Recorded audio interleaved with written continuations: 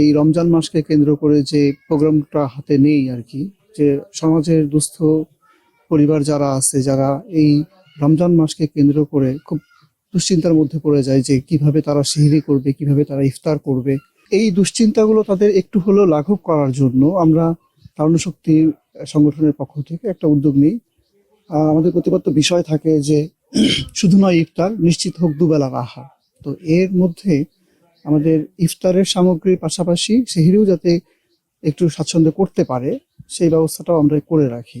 প্রতি বছরের না এবারও আমরা এই উদ্যোগটা নিয়েছি এবং তারই ধারাবাহিকতায় আজকে সমাজের সুবিধা বঞ্চিত এবং দুস্থ মানুষজনের বাসায় বাসায় গিয়ে আমরা এই উপহার সামগ্রী, আমাদের যে রমজান উপহার সামগ্রী, সেটা বিতরণ করছি। কোনো কাজকর্ম করতে পারি না, খেয়ে না খায় দিন কোনো রকম অতিবাহিত করতেছি। হ্যাঁ, আমার উপকারে আসবে, আমার আনন্দ লাগতেছে। এরকম যদি সাহায্য সহযোগিতা পাই, হয়তো আমার মতন থাকতে পারে। এটা উপকার হলো, এখন হয়তো ইফতার করা, সেহরি করা, যাই হোক এটা ভালো হলো।